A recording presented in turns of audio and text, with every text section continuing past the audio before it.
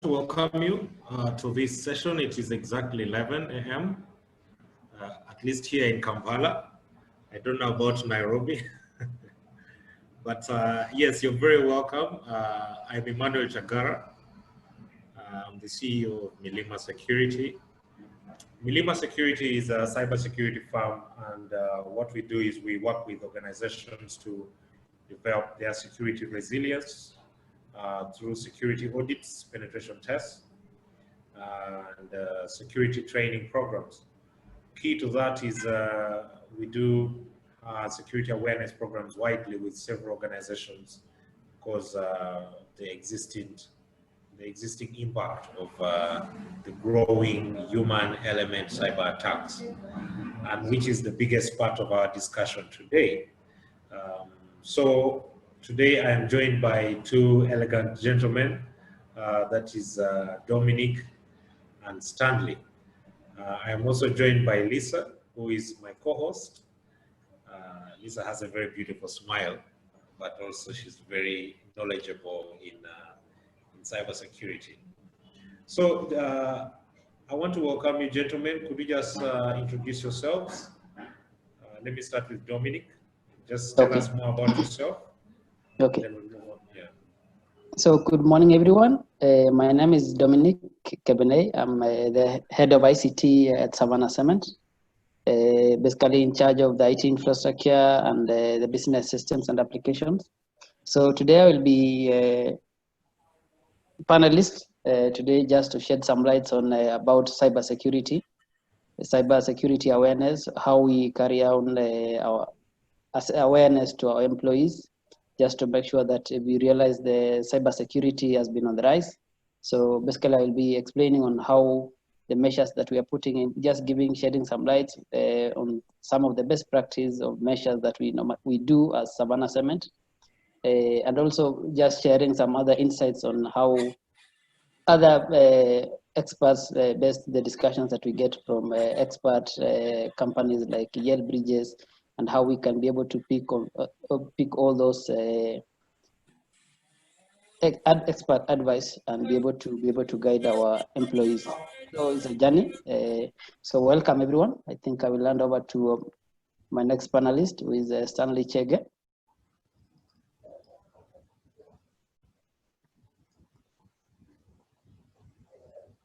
Emmanuel, I hope Emmanuel. Yes, I can hear you. Thank you very much, Dominic. Yes. Stanley, please take over. Thank you, Emmanuel and Dominic. I'm Stanley Chege. I'm the Group ICT Manager for Madison Group. We offer general insurance. We offer life insurance. We offer unit trusts. So you want to invest, you may come here. And a company called Madison Investment Managers. And right now is the best time to invest. We also offer pension. You can imagine, as a financial services company, we have obligation to ensure the data of our customers is secure. So remember, there has to be an objective for security awareness training. The objective of security awareness training is to protect the confidentiality, the integrity, and the availability of that data. With the Data Protection Act of 2019, banks and financial services industry like ourselves are being mandated and are being challenged to protect the customer's data, ensure the data is private and cannot be misused. Even fines are going to be executed very soon for any company that misuses customer data. So security awareness training is not just an academic exercise. It is very important for the protection of customers' data and employees' data. Back to you, Chagara Emmanuel. Thank you very much, Stanley. You have given us already a good head start. Yeah, so I think it's going to be a very interesting next 1 hour. Lisa, could you just introduce yourself a bit more so the members can know you? Thank you, Emmanuel. So my name is Lisa Cherono. I'm the Director of Sales and Marketing at Yale Bridges. So Yale Bridges typically is a cybersecurity company that offers cybersecurity services and solutions. We also are a risk management company. So as Emmanuel has said, we really look forward to having a very seamless discussion. Feel free to throw in your questions and we'll be ready to answer whatever questions you may want to throw in. Also, we'll be running a few polls. We hope that everyone can participate. We also have our COO, Steve Mambo, who is also a panelist, but will be joining in a bit later. So feel free to ask your questions, throw them to the panelists, and let's make this as interactive as possible. Thank you, Emmanuel. Thank you. Thank you very much, Lisa. So I think one of the things that we can appreciate, and especially for all of us who have made time to join this webinar, is we are either concerned about our security, or we have become victims of a cyber attack, or we are experts who have been charged with protecting the systems. One way or another, I am happy that you are here. We have people joining us from Uganda. I am speaking to you from Kampala, and we have Nairobi. I don't know if there is anyone from out of these two countries. There could be some from Tanzania. So it's quite a dynamic and well-blended session today. And yes, I'm also looking forward to the wealth of knowledge that has to be shared with it. So when we look at cybersecurity, especially in these times of COVID, it has been an increasing area of discussion across boardrooms. More board executives and company leaders are concerned about security right now more than ever before. And top of that has been, and this is not the executives themselves, but experts are saying that the human element of security is causing all of this. I don't know how true this is, but maybe to start with, Stanley, since you had already brought us on board with what awareness is, I want you to just shed more light on what cybersecurity awareness is, and the relevance of the human element in strengthening this campaign. Hello. Yes. Also, I want to... Thank you so much. Stanley, just a minute. I want to advise that we mute our mics. You can keep your videos on, but you mute your mics except for the panelists. Stanley, please go ahead. Thank you, Emmanuel. Let me just give you a perspective right now of what we are experiencing globally in terms of security incidents. July is a turning point in what has been, to say the least, a disappointing year in general and cybersecurity-wise.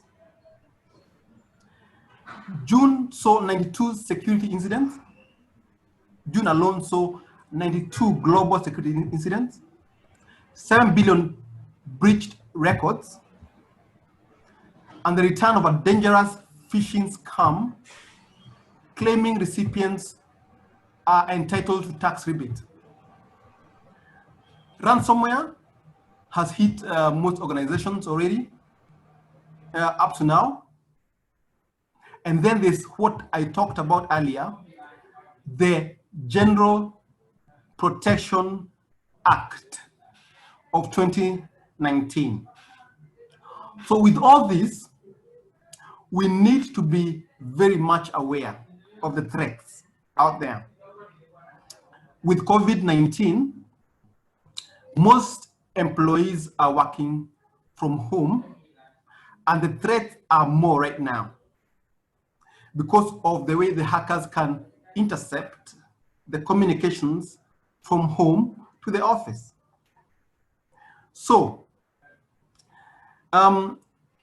what we need to do to reduce or mitigate these risks and threats? The first thing we need to do is start with the premise that security is not just about technology. Security is about people first, then the process, then finally technology. So the weakest link at all times has always been the human when it comes to breaches. Our employees are gullible. They can be tricked by fraudsters. They can be tricked by fraudsters and hackers. So the first thing about security awareness is to let your employees know the dangers lurking out there. You must send them weekly updates of what's happening globally in terms of the threat landscape. You must educate them about the importance of data, the importance of maintaining confidentiality of data, the integrity of this data, and availability of data. You must keep telling employees that in case data is lost, a company can close in 6 months' time if data is compromised. The threat of ransomware is huge with us right now.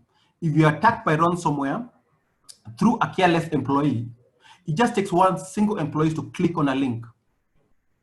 If you're attacked by ransomware today, you can be put at a ransom of about even 10 million shillings, $10 million for some companies.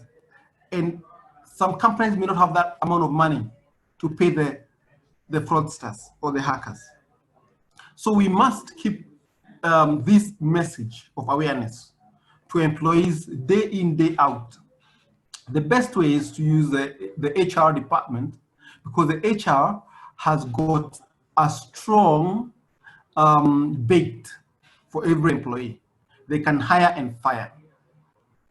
Induction processes also are very important. Before employees are employed or they are confirmed, they must have understood the implications of security policy and their responsibility to protect the data. And that should not just happen during inductions. It should continue.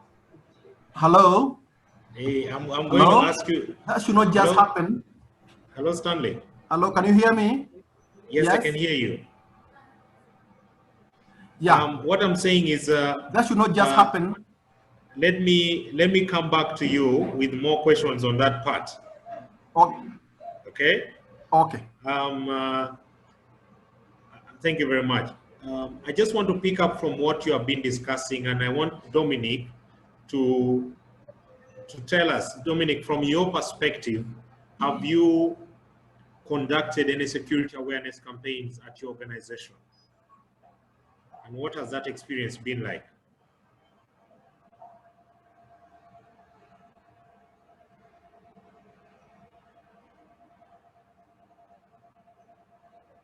Dominic?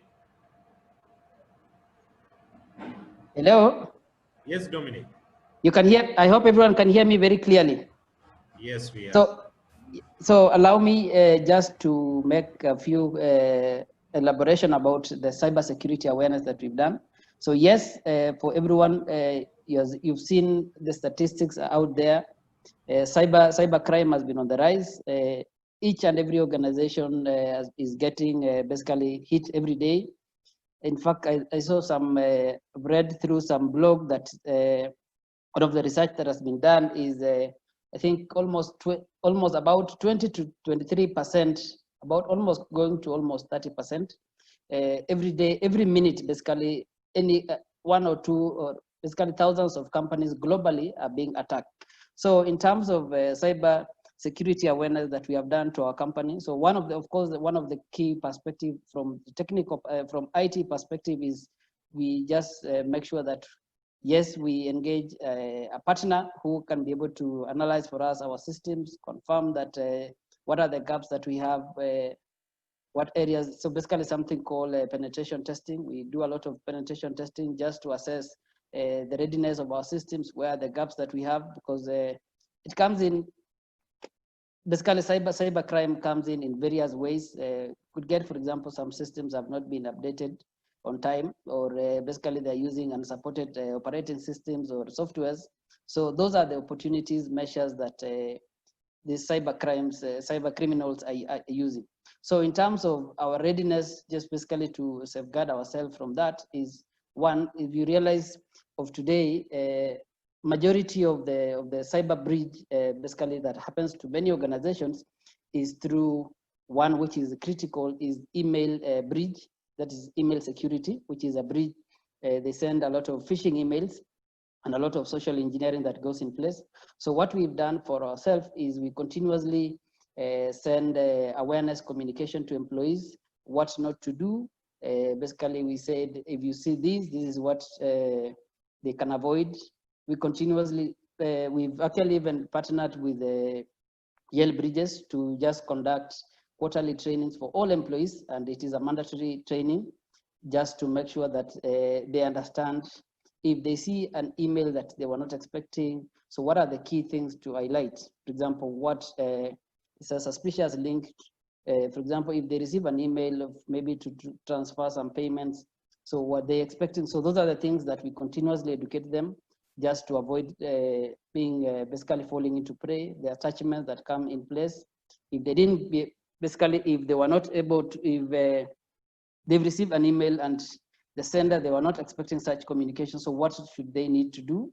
So those are some of the key awareness campaigns that we do. But so what we are also doing is we are trying to see how we can make it through also continue engagement with HR, how we can make it part of the training curriculum that we normally do to all employees. So where we have a learning platform where all employees basically are basically assigned training courses on cybersecurity. They must basically make sure that if they're not able to pass, they will be able to receive the exam, basically the test. So basically, so that is, yes, it is a continuous journey. So it starts slowly, and so that basically those are the kind of the measures that we are doing. We're also trying to strengthen, we also send them a lot of campaigns in terms of policies, what not to do in terms of, for example, issues like to do with passwords. What should they do? How often? Of course, we guide them, but we also make sure that we also align our policies to basically to, for example, the frequency of passwords change, who not to share the password, what is the complexity of the password that they have. We also try also with partnership with Yale Bridges. They've been a key partner for us. We do a lot of social engineering just to assess which employees are easily gullible. They send false fake emails that we've authorized them. And we, of course, we replay basically the feedback that has come from our employees. So, and then we are able to see who is basically susceptible for training. We also send other awareness measures. For example, like from time to time, we target, as Savannah, we target to do at least within every quarter, we send at least about 3 communications. Of course, we also try not to overload the employees with a lot of communications, which are not, see when they also become too many, then they will become also, employees will feel that the information that it becomes information overload. So we give them measures to overcome, to basically to guard themselves against cyber risk. Something like clean desk policy, just to make sure that, because I've read, I've done a lot of research also and sharing with other players in the industry. We find cases, for example, a laptop has been brought and the compromise basically literally comes in various many ways. Today, the hackers of today are not the guys who will come physically to come and steal for equipment. So for example, what happens if a cleaner today comes and plug in a computer from outside, maybe has been sent, has been compromised. So that is basically brings me to the issue of insider threat. So how do we try to mitigate such kind of if a non-computer or device is plugged into a network, how will we be able to quickly be able to basically prevent it from getting access to our systems and be able to basically install those malwares and keyloggers and all that. Phishing emails, so that is one of the things that we send a lot of phishing email campaigns, communications, not to, this is what not to, this is what to.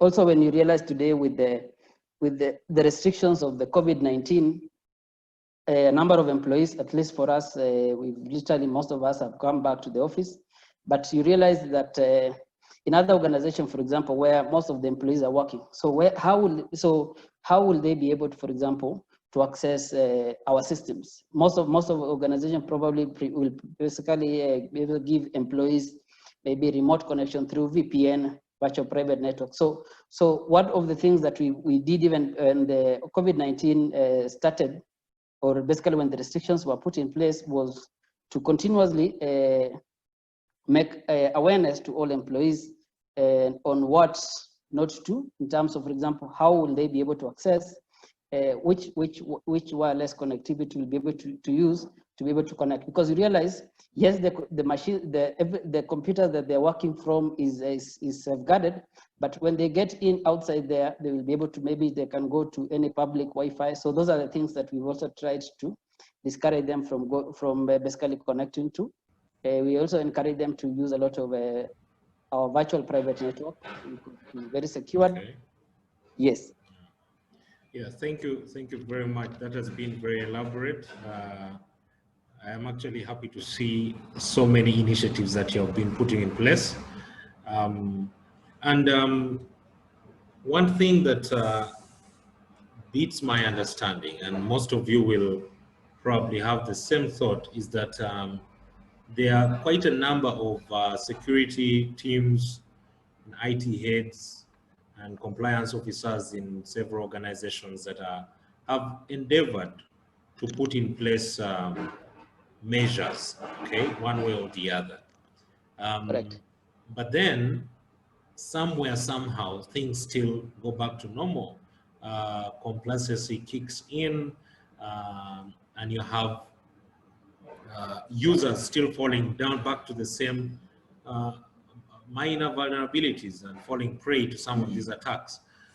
So Stanley, I want to just bring this over to you.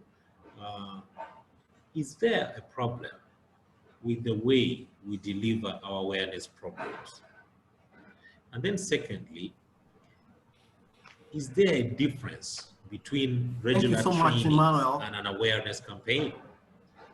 Okay, so if you could just answer those two, is there, what could we be missing in our awareness campaigns that is getting our staffs to fall victims to these same things we talk about every day?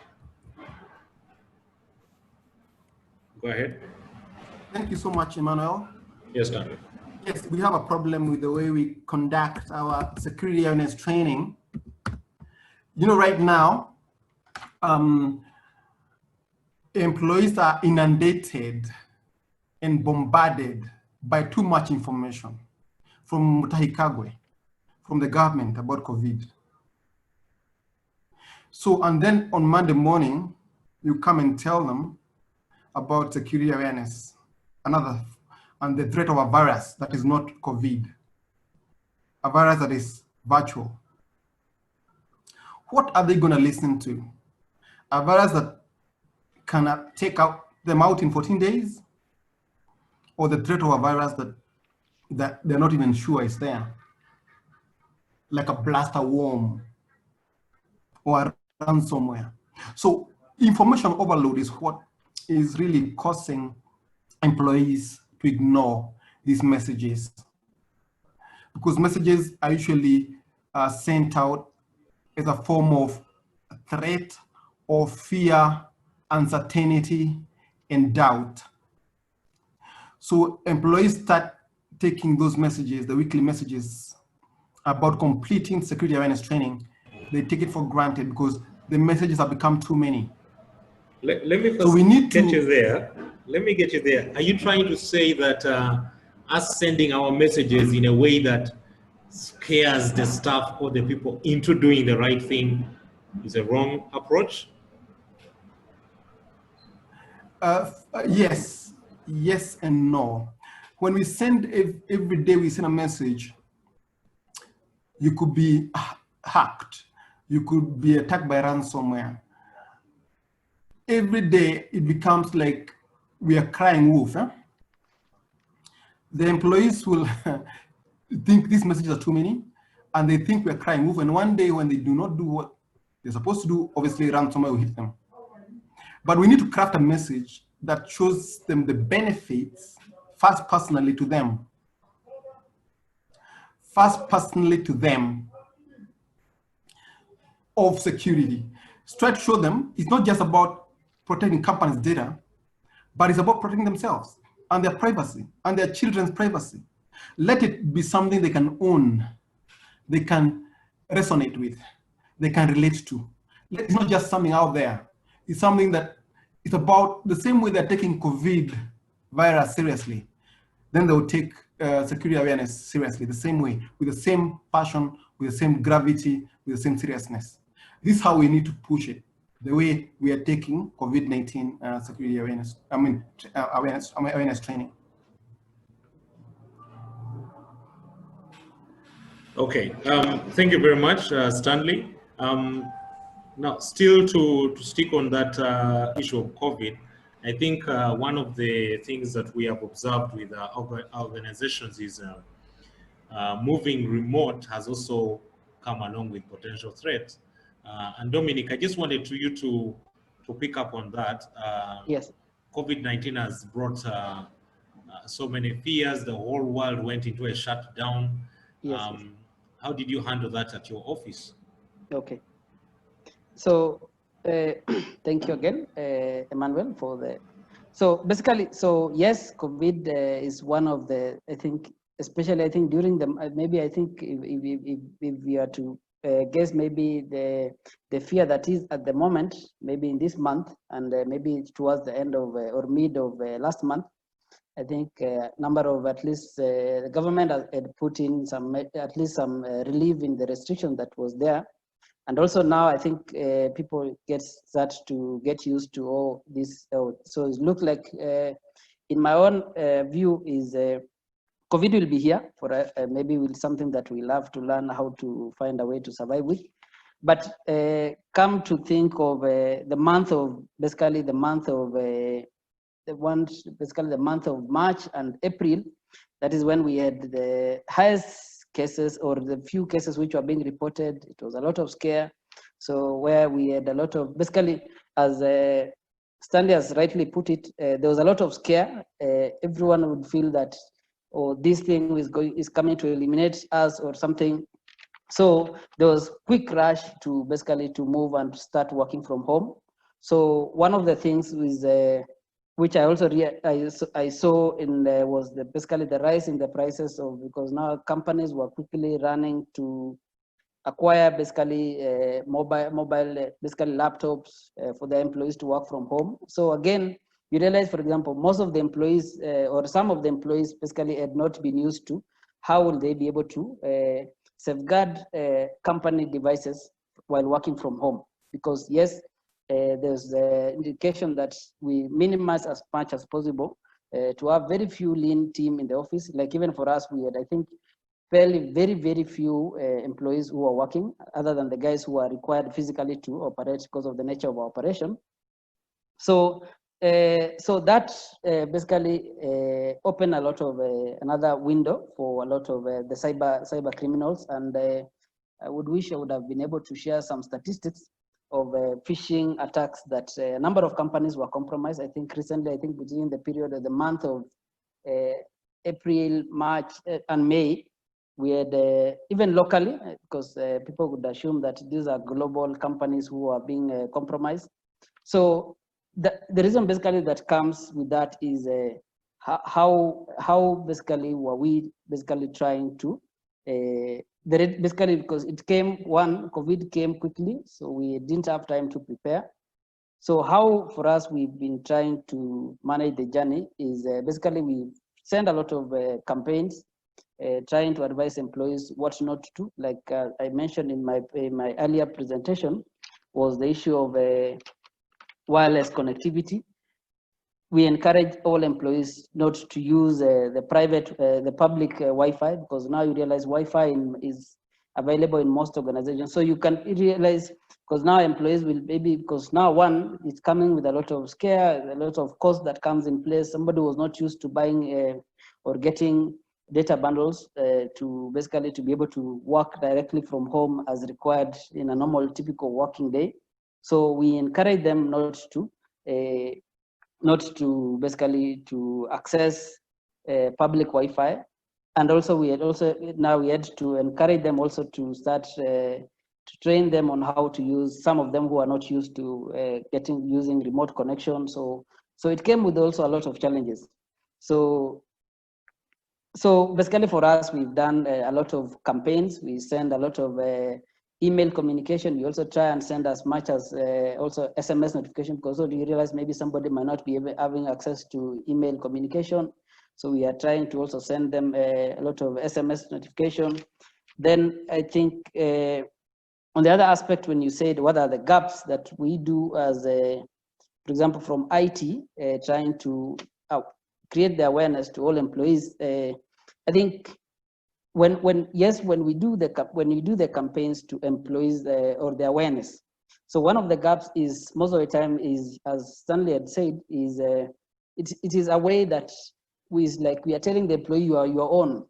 If you share your password, you will be on your own. So see such kind of behavior, or maybe the way we communicate is it looks very, because now it's like if you share your password basically, and we keep on even attaching the password policy or the information security policies.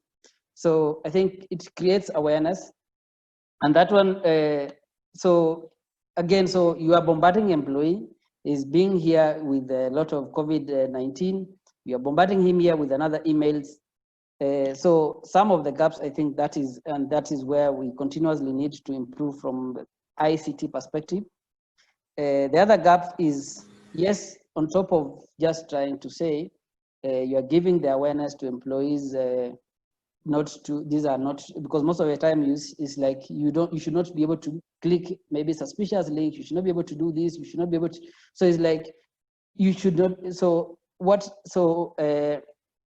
basically for me, how I see it is, so also is the gap that comes in place is, yes, you ask the employee not to, but what are you also doing from your perspective from IT now on to mitigate such kind of in case there's a breach? Because maybe there'll be an employee, maybe he didn't see the email that you sent, because they could be receiving so many emails. So what other measures that you've put in place in terms of the systems that you've put in place, just in case, in the event that, for example, maybe somebody clicks a phishing email, malware is downloaded and it is installed on the user's computer and starts basically mutating, getting to other computers. So do you have the systems that is able to basically immediately such breach happens? So do you have basically have a monitoring system that is able to quickly be able to pick for you such kind of breach, as opposed to just saying you are transferring the burden to all employees? The other thing which I would also want to mention is Dominic, a quick question. Yes. So are you trying to say that we shouldn't entirely blame our teams for some of the mishaps that they may bring on? Yeah, yes. In my own opinion, is yes. You see, yes, you are basically making them aware, but you should also be able to see. You should also make sure that from the IT's perspective, now not from the user's perspective, you should also need to make sure that you put in place systems that are able to.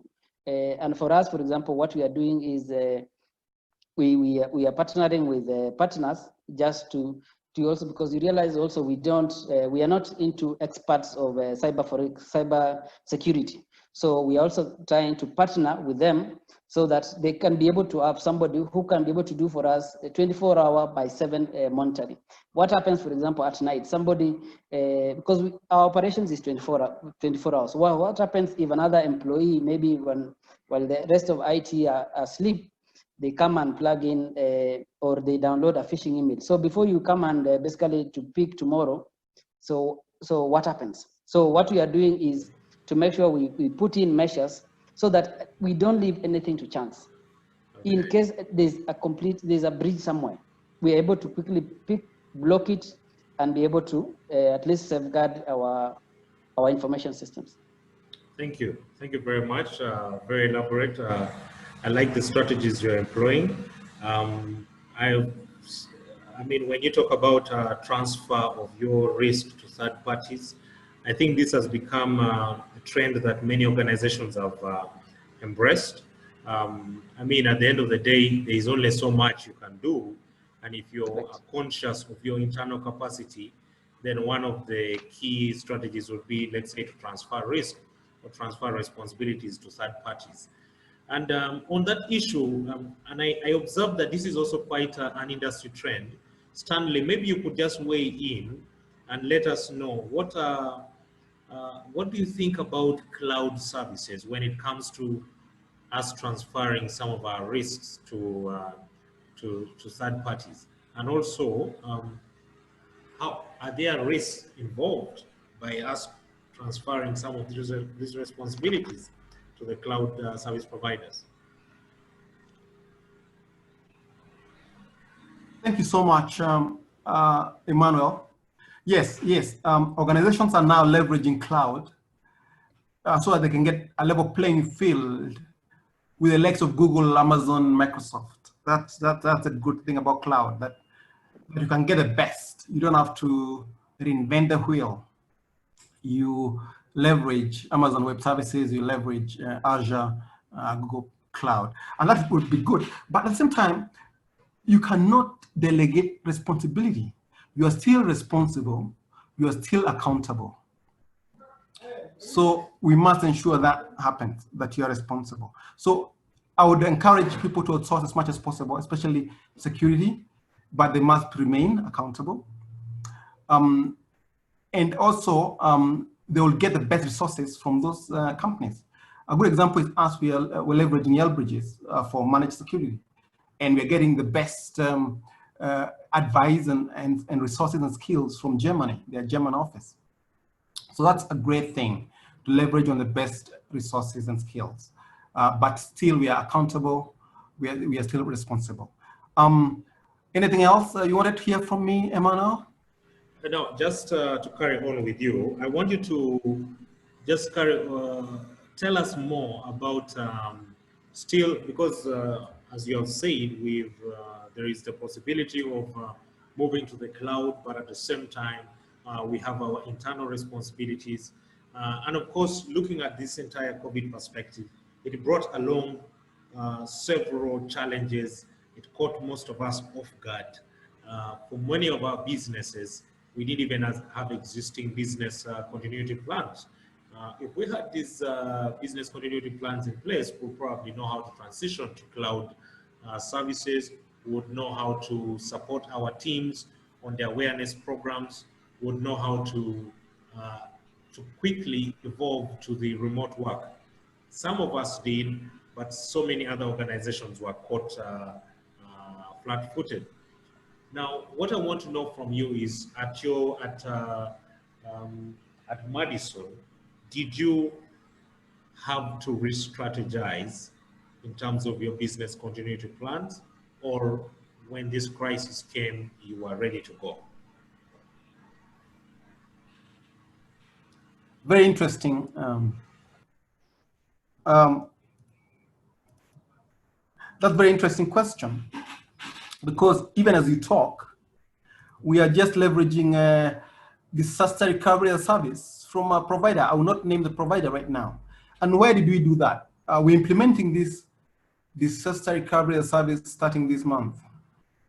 Why do we do that? Because internally, we don't have the capacity to keep managing our own disaster recovery. But remember, disaster recovery is a subset of business continuity. With COVID-19, organizations are being told to think and to reset their business continuity plans, because employees have to work from home. There's not enough money now because the revenues have gone down. So when you talk about security awareness training, not just about the training itself, it's about thinking about the holistic picture of business continuity. How do we continue or resume in case of an impact of ransomware? How do we resume, recover? How do we respond? How do we restore services in case you're hit by ransomware or in case you're hit by a virus? You have to also think about cyber essentials. You have to think about cyber resilience, which is key at this time. You have to think about best practices like ISO 27001 that talks about best practices for information security so that you can be resilient in case of a disaster. You have to think about IT governance, which is a broader perspective where cybersecurity awareness falls under. IT governance, where you leverage tools like COVID. You have to think about regulations, like now we're talking about the General Data Protection Regulation in Kenya. You have to think about specific regulations for industries, like PCI DSS for banks, or hours for insurance. You have to think about things like penetration testing to ensure that you are ready in case you are hit, or you are proactive before you are hit. You have to think about the entire risk management processes. But for some of us, like in our company here, Madison Group, we are not only thinking about security awareness training, but we are rolling out IT best practices, ITIL, ITSM, ISO 20000. We are rolling out best practices in project management. So it's not just about security awareness training, it's a holistic approach to all these things. And I would say that there's no better time to think about business continuity than at this time, because the board will listen to you and your budget will be approved. Thank you very much, Stanley. That's quite very clear. And all of those policies that you're putting in place, especially the ISO standards. I think this is one of the things that several organizations are already worried or rather implementing, but also if you look closely, there is still a bit of a struggle when it comes to the budgets between between the internal IT teams and the board. There comes that disconnect in conversation. How do we relay our information to the board? How do we get them to commit to some of these strategies that were put in place? And right now we're talking of security awareness. Security awareness also brings along certain demands, especially, let's say, budgets. You don't want to find yourself having to fight with these awareness design strategies day in, day out by yourself. An IT team, let's say, of 2 people will not be able to sustain campaigns throughout the year without becoming boring. Now, Dominic, I want to bring this over to you with this perspective, and this is something that I have observed. Maybe you can tell me if I'm wrong, but that issue of complacency, people get complacent, and then there is that the IT guy now has to figure out how to communicate in a better way, or how to recruit a third party, as we have been discussing, and then the budget comes in, and then the board refuses, or the senior management. What are some of the ways in which we can get board buy-ins for some of these campaigns? And how do you advise because I know most of us in this webinar today are technical leaders in our offices. What kind of advice do you have for someone here on how to effectively communicate to the board some of these much needed programs? Dominic?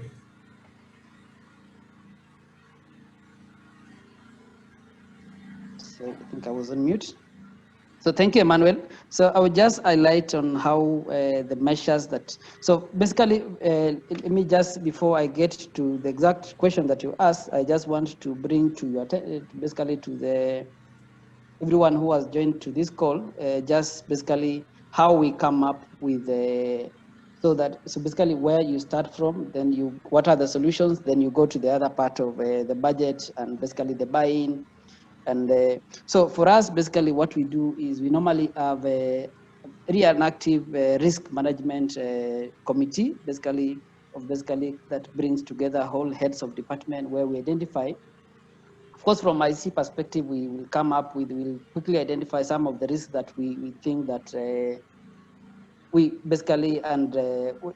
think that should should be basically put in place, basically be recorded. Then we can, so we first start from identifying the risk that we could be able to fall into. Like the first one, which I think Stanley has clearly explained on, is the business continuity. So those are the things that so basically we identify. So then we present to each departmental head, will present their risk. So we will also get contribution from other various management team. So you see, basically even by virtue of then bringing the management team to just review some of the risks that we've been able to capture and some of the ones that will come. So already you've gotten in the buy-in from management. I also mentioned the aspect of the training that we schedule for all employees. So one of the first people, because I realize in most organizations is they basically maybe they will just, or maybe by nature, because of the nature of maybe the senior executives, they'll be, most of the time they'll be busy, so they might not be able to maybe to attend to trainings. And by virtue of, we see them, the most senior executive have a lot of confidential information for the organization. So you realize they will skip maybe the management team and train the rest of the other employees. And later you realize that one senior executive was compromised, or because you see they are the most people who are being targeted by these cyber criminals. So what we do is we make sure that we trained, and we don't even do by ourselves. We partner with, for example, Yale Bridges. They do for us training. They share insights. What are the basically because they give us a lot of advisory, what is happening in the industry today. So you see, by virtue of bringing the management, so all of them, and I make sure, so my role is just to make sure that we get at least their attendance. So once they get to attend, they'll be able to see what are the gaps. So when we incorporate the ICT risks that we have identified, so we already know what we need to close.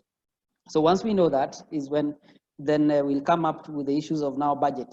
So by virtue of them seeing, because each risk, for example, will give a rating, we say, what is the likelihood of it happening?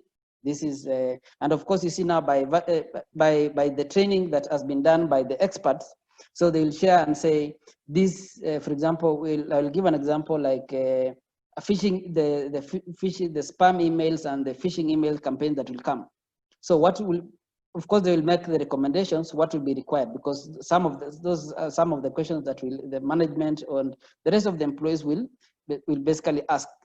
What is what are the recommendations? So one of the recommendations, they will say, for example, get an email security solution that will maybe help you to protect about or basically filter a lot of those phishing email campaigns, which is actually, I think, is among the top compromise that most organizations go through. So you see, by virtue of management, which has basically representation from all the way from the MD to the heads of department, so all of them, they will have seen what is the risk, what is the likelihood, and of course we'll have also shared statistics of how other companies would have gone through. So, but so quickly, even when we are justifying all the way, because all basically flow all the way to the board. So even in terms of basically bringing them to awareness, as opposed to IT basically just coming up with budgets, and now it is transferred to maybe finance to review, and maybe the budget committee, you see, they are not aware.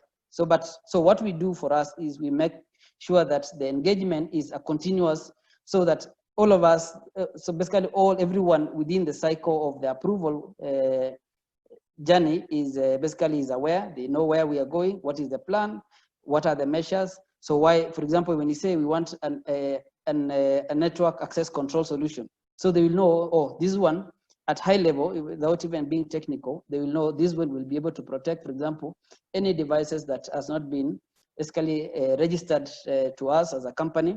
So it becomes, because they will have seen what is the risk, what is the impact. So all those will come in place. And then the other thing we're also trying to do, because you realize also, yes, we can get a partner who can do for us the outsourced services of cybersecurity. But again, you see, you can't rely completely again to the partner. So what we are also trying to do is the alliance we are in discussion also is to see how we can also do cyber insurance. I've seen a number of insurance companies have come up. They are now giving cyber insurance. So in the event that, yes, we've put in place proper business continuity measures, but in case there's a breach, yes, we are not, because these guys, the cyber criminals, they continuously mutate. Today they will target here, tomorrow they will come up with something else. So it is, so we are also trying to see how we can also maybe get a cyber insurance facility, so that in the event that we are hit, at least we can be able to get a compensation. All right. I hope I've answered. Thank you very much. Well answered, and we appreciate the wealth of knowledge that you've been able to share. I also like the approach that you have towards communicating with the board. I think it's true that one of the biggest challenges that we have as the tech is to effectively communicate our needs. And most times we want the board to understand why you need that investment in a security awareness training, or why you need that firewall system without justifying it or even giving any quantifiable values. So I appreciate that you have introduced the concept of risk quantification. It's very essential for us to effectively communicate our needs. Members, we are entering the last 10 minutes, or rather we have already entered our last 10 minutes of this webinar. And I want to invite questions from the audience. If you have any questions, please feel free to ask. Just raise your hand and I will pick you. Then you can you can ask. Or if you also have contributions that you want to make in line with this discussion around awareness and how we can effectively execute it in our organizations, I want to welcome you now. So you just raise up your hand, then I can see if you're ready.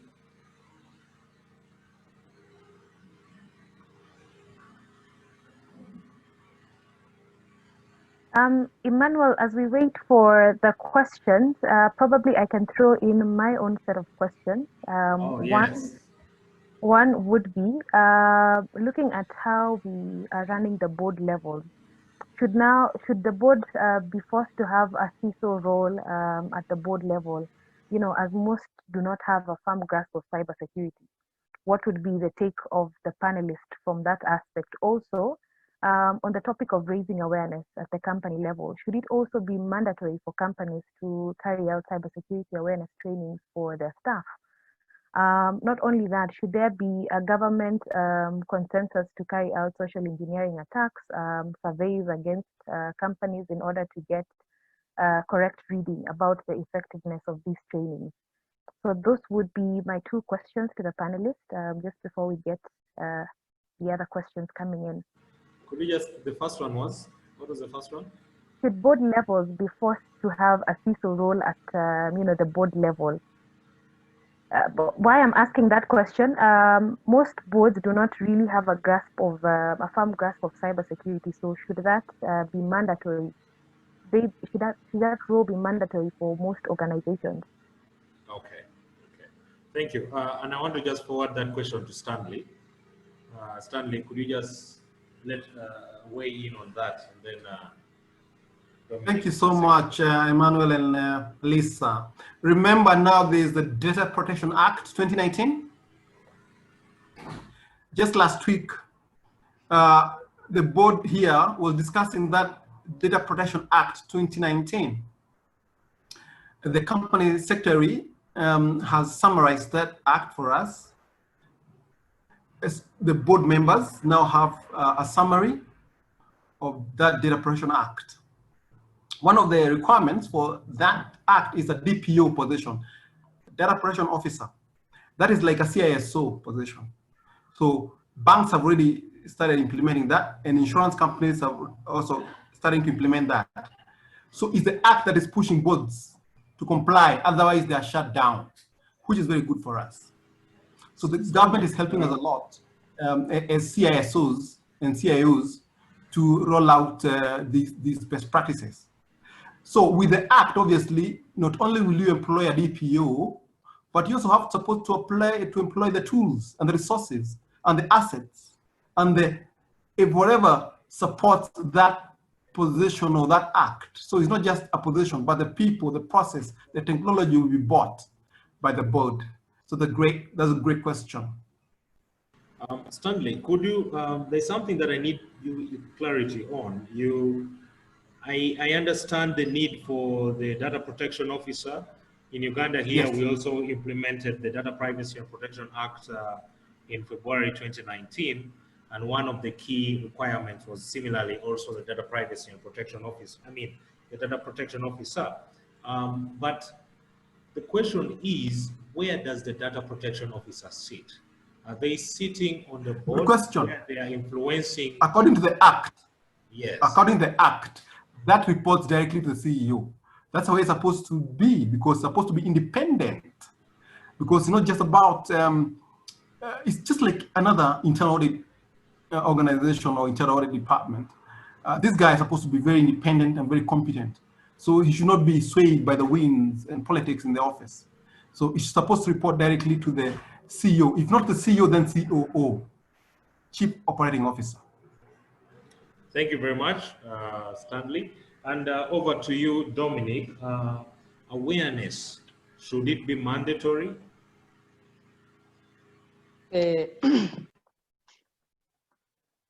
Like as I said, I think for us, we want to basically, we are working with HR to see how we can incorporate to be part of our system. Basically, it becomes part of the training, trainings that each and every employee must go through. So I think at the moment, I think it has not been, basically it's not something mandatory, but I would highly encourage maybe in considering the rising cases of cybersecurity, which basically they're leveraging on the gaps that employees have not basically are not aware. So I think for me, it should be made mandatory, especially consider any organization that now have, because today you realize there's no organization that can survive without an information system. And that means it gives an advantage to give, or any system basically could be with an information system facing to the internet world.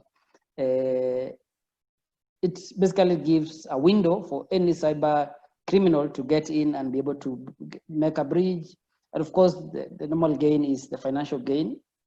And so for me, yes, it should be in coming few years, it should be made a mandatory requirement. Thank you very much.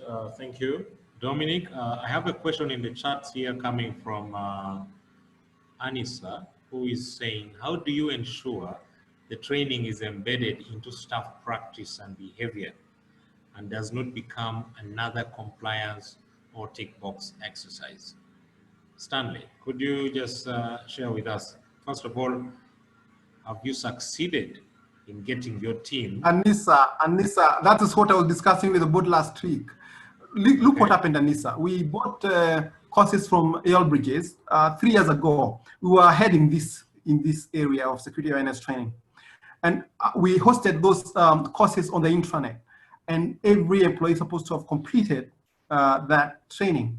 So most employees would not be employed or confirmed without completing that training. But for existing employees, they were resistant because humans don't like learning. The time spent on the internet, on the Moodle platform learning.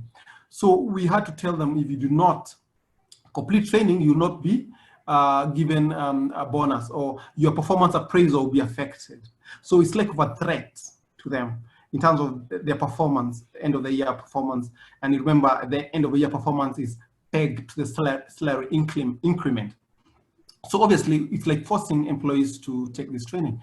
So some employees went ahead and completed the training, and they passed. And we said, oh, that well and good. And they signed in the HR form that they've completed the training. Then last year, this year, we bought some other training from KnowBefore. You've heard a company called KnowBefore? KnowBefore tests your skills in real time, not just completing a training. It fishes you. It really simulates a hacker. 90% for employees failed that test, even those employees that had completed the training. So it's not really about just ticking a box. It's about really understanding the importance of security. So that's what we learned with Know Before, that some of the courses that we tell employees to do, they just do it as a tick box. So it has to be changed from tick box to a mindset, a behavior change. And this is not going to happen in one day. Mindset change, as with Corona issues and awareness, it takes time. It's a culture issue. So security awareness training is not really about technology, it's about culture, and it will take time. Thank you. Thank you very much, Stanley. Members, we are coming towards the end of our webinar. I'm going to take two more questions. There is one question coming in from Lydia Anabo, who says, have some of these practices helped companies avoid attacks? And what are some of the tangible examples that a company can look to for enforcement? In other words, are we being realistic, or we're just So who of you can share with us your success story with the awareness campaign? I think that is what Lydia is asking. And how did it help? Okay. I think I'll go first. Maybe then Stanley maybe can also give his insight. And as I shared, is all these basically cyber criminal attack or cyber breach to organizations, systems, information systems, is somebody does not just want to just interrupt and to be happy that yes, an organization is being have managed to get into access to interrupt the operations of a particular organization. All these basically the majority 90%, or you can say almost 99.9%, is for financial gain. So financial gain basically means a small, basically a compromise into the company systems. How will I be? I think I will give an example. For example, like ransomware. Ransomware, of course, they will get in. They manage to get in. They encrypt all the systems for an organization and demand for a huge sums of money. So you see, you see that basically how that attack comes in is basically what we are trying to do as a preventive measures, by trying to encourage employees, or basically advise employees or on what not to do, just to avoid, for example, downloading attachments which are not they cannot recognize, they don't know who is the sender. So all that. So these are basically the measures that we are trying to do with cybersecurity awareness, is basically helping organization to safeguard such financial laws. Has it worked? Yeah, I think for us so far, I think we have fairly much improved from previously before, because in the past we had a compromise. We had a compromise that later we to find out is some basically there was some window which an employee just clicked in to some suspicious link and some basically malware, and the organization end up losing a lot of funds. So I think so after we closed the gaps, we continuously and basically activated the continuous cyber training. I think so far we've never had any, and we have, at least we can say, our employees are highly capable now. They know what to avoid. So I think, yes, for us it has worked. Of course, in terms of assessing when another attack will come, we can't, but at least we can say our employees now are well knowledgeable. They know how to prevent themselves, as opposed to, because you've seen even online everywhere in a lot of articles which are shared, a lot of organizations lose a lot of money. So we are happy that in the last few years, we've never lost any money. We, of course, with expert advice from Yale Bridges and other partners in the cybersecurity field. And of course, with support from management to basically to approve the budgets. So I think for us so far, we can say we have, of course, we can't easily quantify how much, because we can't tell what is the next level of attack. But I think in the levels of preparedness, we can say that we are in the right direction, and we are better off. All right. Thank you very much, Dominic, and we appreciate that very good testimonial. I believe out of this session today, if there is anything that we have picked, is we need to continue to embrace and to advocate for awareness, for best practices, and in that way we can be sure that our organizations can actually develop resilience. I'm going to the last question. This question is coming in from Benson, and I want to direct this question to Stanley because, well, for obvious reasons, is insurance. So the question is, advise on the best cybersecurity insurance policy and highlight what it could cover in case of a cyber attack.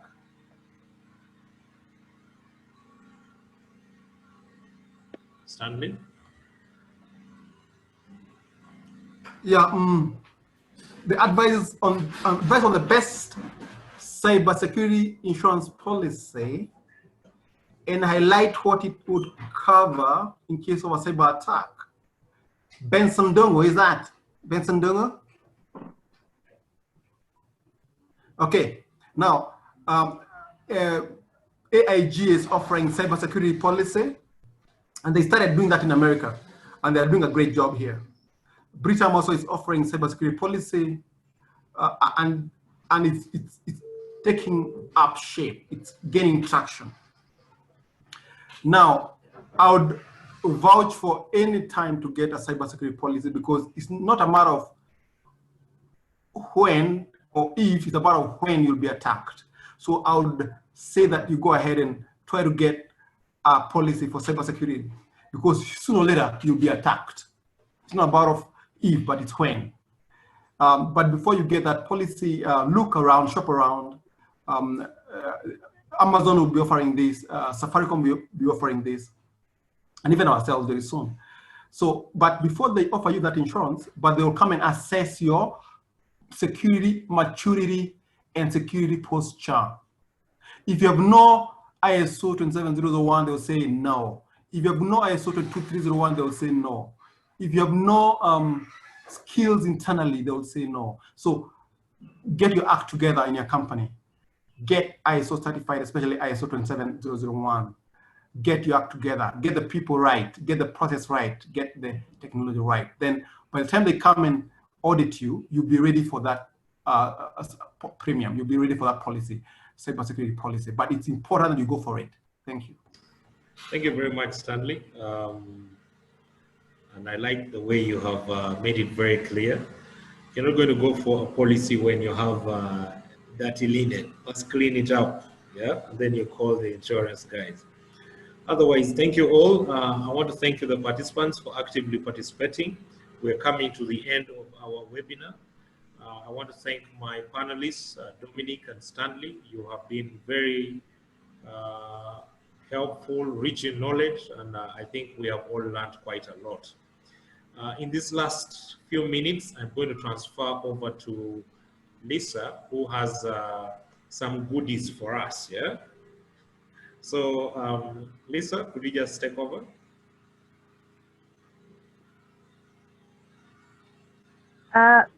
Thank you, Emmanuel. So just before I can share the goodies, it would be good for us to participate in just one poll.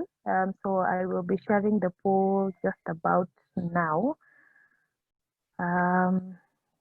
Yes.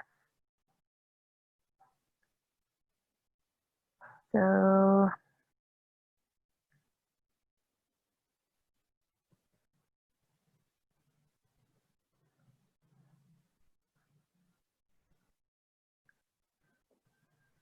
I hope everyone can see the question. So feel free to give your answers and we can end the poll.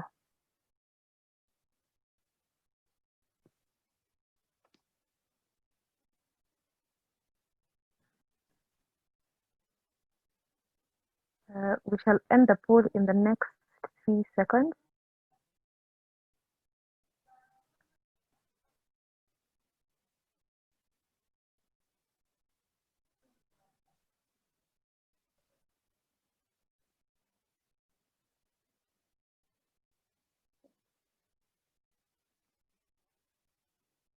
I believe everyone has shared their answers, so The question is, who sets the tone for effective security culture in the organization? So 38% of you think that should be the board, that should come from the board. 45% of you think IT leaders should be the ones to set that tone.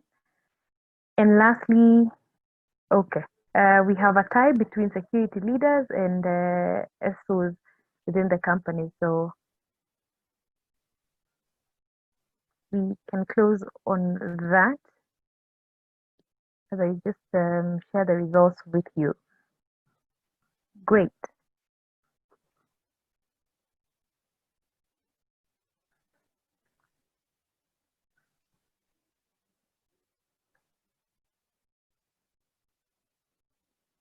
So Emmanuel?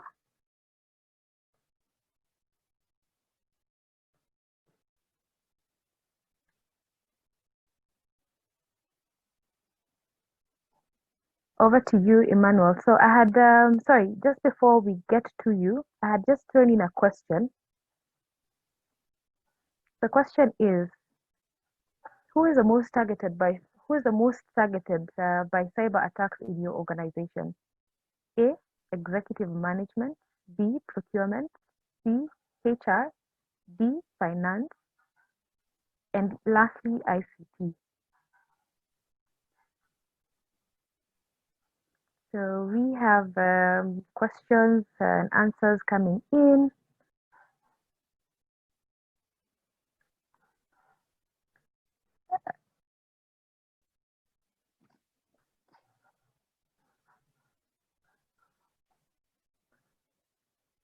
Dominic, would you want to give us the answer to that question as we select the winner?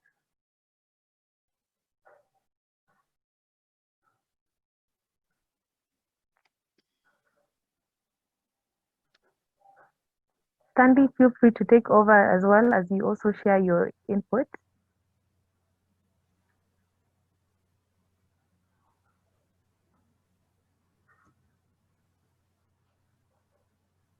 Can I talk? Yes, yes, you can. You can, Sandy. Yeah, according to the research, the healthcare industry is most affected. And then from there, it's about finances. It's about financial gain. So health records and then financial records. And this ransomware is all about getting finances, isn't it? Yes.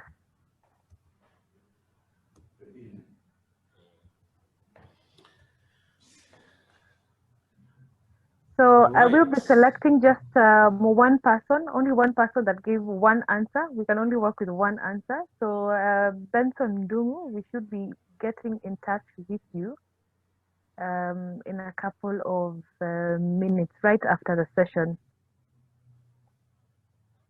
So should we say that Benson is the winner? Yes, Benson Dungu is the winner. Congratulations, Benson. If it has money, please, I'm going to send you my M-Pesa number. As a moderator, I need a share. Otherwise, once again, I want to thank you all. Thank you, Dominic. Thank you, Stanley, Lisa, and to all of you who have taken time to take part in this webinar. I want to hope that you have learned and also, yeah, you're revitalized to add more value to your organization. I'm going to give these two gentlemen 30 seconds each for their parting shots, and we shall be out of here. Let's start with Dominic. Okay, thank you. So, so for me, I would, my closing remarks will be cybersecurity awareness it is a journey. Don't be discouraged that, for example, you could have maybe what Dominic has done for Savannah Cement and what Stanley and maybe any other person in the industry. Start small, but keep the journey going. It is an effort that it's a continuous effort. It's not cybersecurity awareness is not like a project where it has a time bound. You have start from maybe this period and it ends at a particular period. So this is a journey.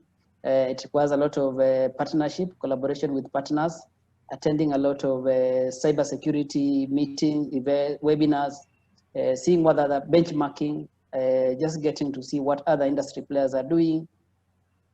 So it is a journey, and you need to basically, as opposed to just trying to push employees, you try and get their buy-in. Work also with HR, because HR will also help you to try and enforce some of the key trainings. Yes. Okay. That will be my closing remarks. Thank you very much, Dominic. And over to you, Stanley. 30 seconds. Thank you so much. This is a journey, and a journey of 1,000 miles starts with a single step. But remember, this is journey. You must understand the context of your organization, your industry. Okay. Then number 2, you must go on to leadership and commitment. Number 3, you must plan. You must support. Then you must operate.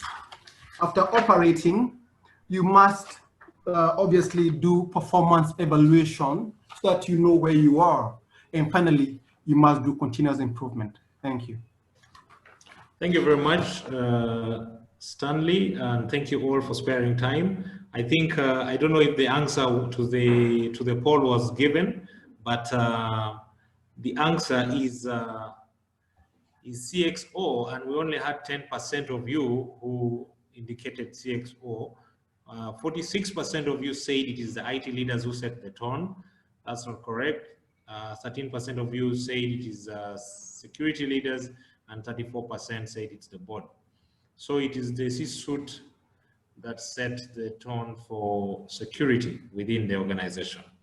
Otherwise, thank you all, and I wish you the best. We meet again next Friday. Cheers. Just before we close, there's somebody who asked a question on cyber insurance. So please go to our YouTube channel. We did have a webinar 2 weeks ago on cyber insurance, and we had a couple of people joining in from various insurance companies. So feel free to also listen in on that, and hopefully you get your answer. Thank you, everyone. All right. Thank you. Otherwise, thank you and have a good week. I mean, a good weekend, yeah? Thank you. All right.